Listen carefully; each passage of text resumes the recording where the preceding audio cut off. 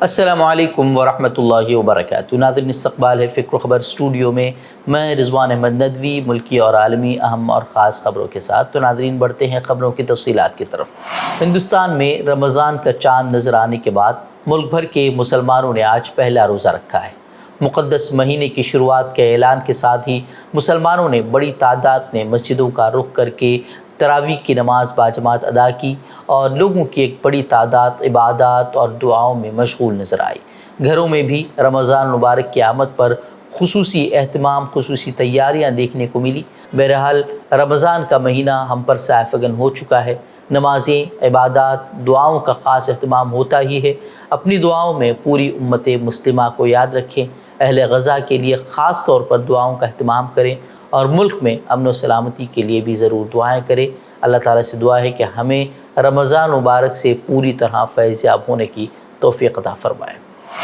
لوک سبھا انتخابات میں کامیابی کے لیے بی جے پی ہر ممکن طور پر کوشش کر رہی ہے۔ اس کے لیے جہاں ایک جانب وہ اپوزیشن پارٹیوں کو توڑنے اور ان کی حکومتوں کو غیر مستحکم کرنے کے لیے کوشاں ہے، تو دوسری جانب ملک کو مذہبی طور پر تقسیم کرنے کا حربہ بھی اپنایا جا رہا ہے۔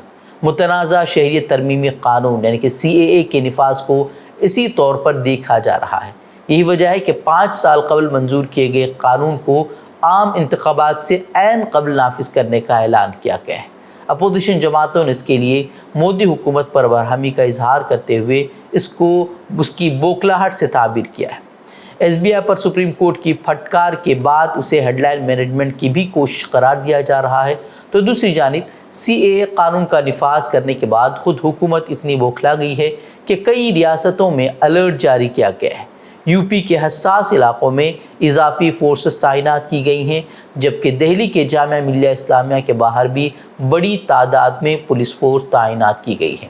CAA کے نفاذ کے بعد پیر کی شام کچھ طلباء نے جامعہ ملیہ اسلامیہ کیمپس کے اندر مظاہرہ بھی کیا، جس کے بعد کیمپس کے باہر بڑی تعداد میں پولیس فورس تعینات کر دی گئی ہے۔ آسام میں بھی CAA کے خلاف شدید احتجاج ہو رہا ہے۔ حکومت خوفزدہ ہے کہ کہیں اس قانون کے خلاف پھر سے لوگ احتجاج کے لیے سڑکوں پر نہ نکل آئیں، اس لیے اس کے لیے بھی اس کے توڑ کے لیے بھی کوششیں کی جا رہی ہیں۔ وہیں MIM کے سربراہ اسدالدین اویسی نے شہریت ترمیمی قانون کے نفاذ پر تنقید۔ انہوں نے کہا کہ آپ کرونالوجی کو سمجھیے، پہلے الیکشن کا موسم آئے گا، پھر CAA نافذ ہوگا۔ انہوں نے کہا کہ شہریت ترمیمی قانون کے خلاف ہمارا اعتراض جوں کا توں برقرار ہے۔ انہوں نے کہا کہ یہ تقسیم کرنے والا قانون ہے جو گوڈسے کی نظریات سے ہم آہنگ ہے اور جو مسلمانوں کو دوسرے درجے کا شہری بنانا چاہتا ہے۔ CAA کے نفاذ کے بعد کانگریس نے بھی الزام عائد کیا کہ لوک سبھا انتخابات سے قبل ملک کو بالخصوص مغربی بنگال اور آسام میں پولرائزیشن کی کوشش کی جا رہی ہے۔ ہم نے کئی سوال اٹھائے، آپ صرف افغانستان، بنگلہ دیش اور پاکستان کے کیوں کر رہے ہیں، شری لنکا آپ نے کیوں نہیں شامل کیا، ایسے کئی سوال اٹھے تھے۔ پر میرا سوال یہی ہے، آج میرا کہنا یہی ہے، 4 سال 3 مہینے کیوں لگائے؟ یہ رول پہلے کیوں نہیں آیا؟ 2020 میں کیوں نہیں آیا؟ 2021 میں کیوں نہیں آیا؟ 22 میں کیوں نہیں آیا؟ 23 میں کیوں نہیں آیا؟ جب اب چناؤ ہونے والے ہیں، 1 مہینے باقی ہیں، اور خاص طور سے پشچم بنگال میں اور اسم میں جو چناؤ کا واتاورن ہے، چناؤ کا ماحول ہے، اس کو پولرائز کرنے کے لیے، اس میں دھرویکرن کرنے کے لیے یہ کیا گیا۔ ان کا مقصد ایک ہی ہوتا ہے، چناؤ کے وقت میں صرف دھرویکرن، پولرائز کرنا، دھرم کے نام پر ووٹ مانگنا۔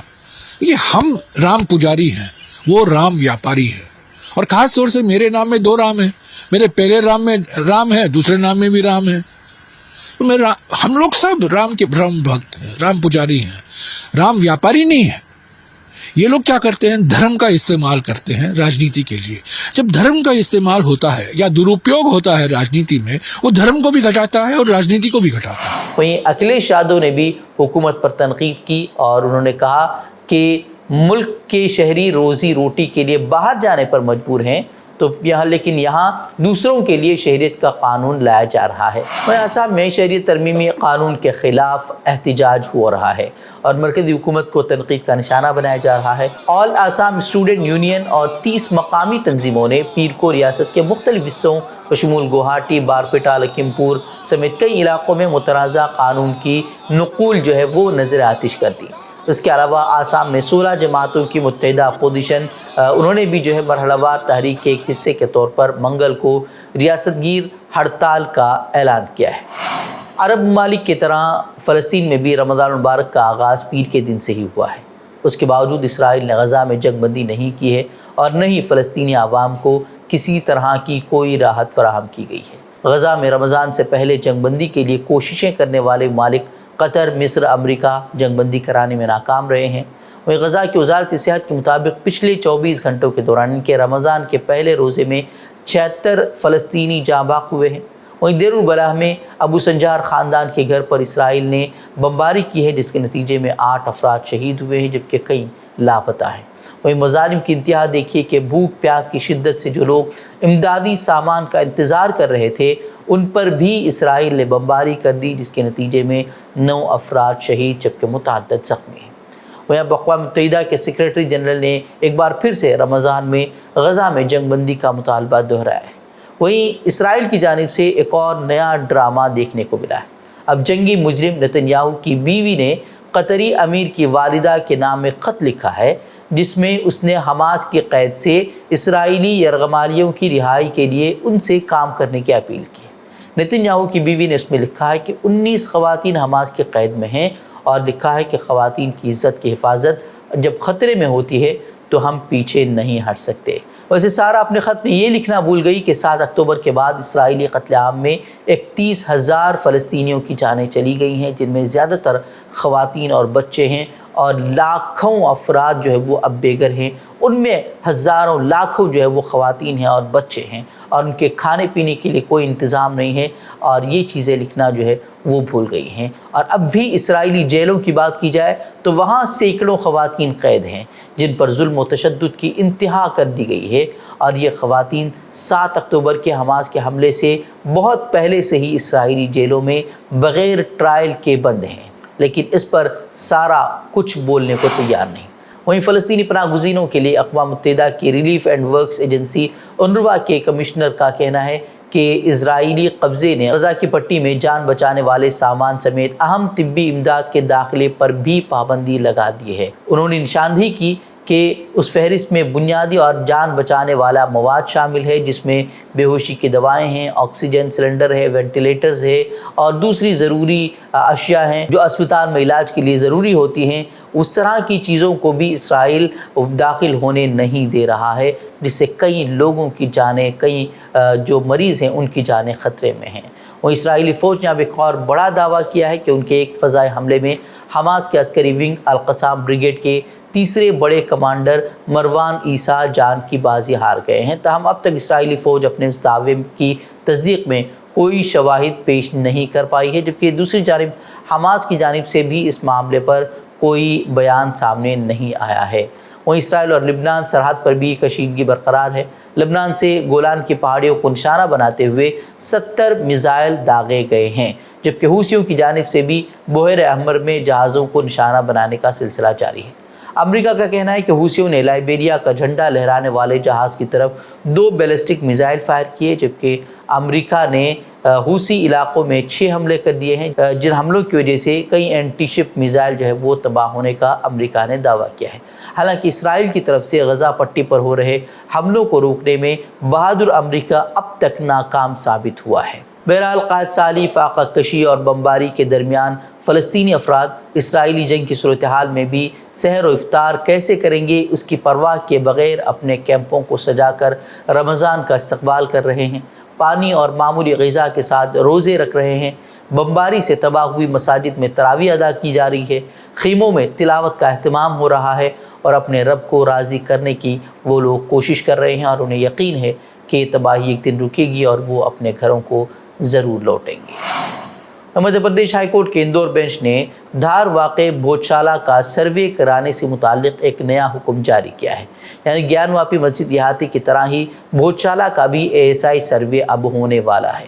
اس معاملے پر سماعت کے بعد پیر کے روز عدالت نے ASI کو 5 ماہرین کی ٹیم بنانے کے لیے کہا ہے۔ بتایا جا رہا ہے کہ 6 ہفتوں میں اس ٹیم کو اپنی رپورٹ تیار کر کے عدالت کے حوالے کرنی ہوگی۔ دراصل ہندو فریق کی طرف سے بھوجشالہ کا سروے کرائے جانے سے متعلق ایک عرضی جو ہے وہ عدالت میں داخل کی گئی تھی، وہ اندور بینچ نے اس پر سماعت کے بعد فیصلہ محفوظ رکھ لیا تھا، اور اب फैसला हिंदू फरीक के हक़ में सुनाया गया है। हिंदू फरीक ने यहाँ होने वाली नमाज पर रोक लगाने का भी मुतालबा किया था। यहाँ कमाल मौला दरगाह भी है जिसके ताल्लुक़ से तनाज़ात जारी है। वादरे के भोजशाला में जुमे के रोज़ मुस्लिम फरीक को नमाज़ पढ़ने के लिए दोपहर 1 बजे से 3 बजे तक दाखिले की इजाज़त है, जबकि मंगल के रोज़ हिंदू फरीक को पूजा करने की वहाँ इजाज़त मिली हुई है। यानी दोनों फरीक़ों को अलग अलग दिनों में अपना इबादत करने की इजाज़त है। लेकिन अब वहाँ पर सर्वे करने का अदालत ने हुक्म दिया है और अब इस सर्वे के बाद क्या होगा ये तो आने वाला वक्त ही बताएगा। एनसीपी के सदर शरद पवार ने कहा है कि बीजेपी की क़यादत वाली हुकूमत अपोजिशन लीडरों में खौफ पैदा करने के लिए ईडी जैसी एजेंसियों का गलत इस्तेमाल कर रही है। उन्होंने ईडी को बीजेपी की इत्तेहादी करार देते हुए कहा कि मुल्क की तारीख़ में तफ्तीशी एजेंसियों का इस कदर गलत इस्तेमाल कभी नहीं हुआ है। शरद पवार ने पुणे में मीडिया से बात करते हुए 2005 और 2023 के दरमियान ईडी की कार्रवाइयों के एदाद शुमार का हवाला भी दिया। यूपीए हुकूमत में ईडी ने 26 लीडरों की जांच की थी, जिनमें से 5 कांग्रेस और 3 बीजेपी के थे। उन्होंने कहा कि इससे पता चलता है कि यूपीए हुकूमत में ईडी की कार्रवाई सियासत से मुतासिर नहीं थी। लेकिन 2014 के बाद बीजेपी के एक भी लीडर की जांच नहीं हुई है, जिससे ये शुकूक व शुबहात पैदा होते हैं कि बीजेपी हुकूमत में ईडी की कार्रवाई सियासत से मुतासिर है। उन्होंने कहा कि ये ज़ाहिर करता है कि ईडी बीजेपी की हलीफ बन गई है। उसका इस कदर गलत इस्तेमाल इससे कबल कभी नहीं हुआ है। वादरे के ईडी ने एनसीपी के एमएलए रोहित पवार की कंपनी की मिल्कियत वाली शुगर मिल की जायदादें जब्त कर ली हैं। आपको मालूम होना चाहिए कि रोहित पवार जो है वो शरद पवार के पोते हैं। हरियाणा के बाद अब राजस्थान में भी बीजेपी को जोर का झटका लगा है। यहाँ चोरू हल्के पार्लियामेंट से बीजेपी के मौजूदा रुकने पार्लियामेंट राहुल कुशवाहा ने बीजेपी से मुस्ताफ़ी होकर कांग्रेस पार्टी में शमूलियत इख्तियार कर ली है। वादरे के से एक रोज़ कबल हरियाणा के हिसार से रुकने पार्लियामेंट ब्रिजेंद्र सिंह भी जो है वो बीजेपी छोड़कर कांग्रेस में शामिल हो चुके हैं। तो नाज़रीन, खबरें मज़ीद खबरों के लिए आप हमारी वेबसाइट www.fikrokhabar.com की तरफ रुख कर सकते हैं। वीडियोज़ के लिए हमारे यूट्यूब चैनल को सब्सक्राइब करें। तो नाज़रीन, इजाज़त दें। अस्सलामु अलैकुम व रहमतुल्लाहि व बरकातुहू।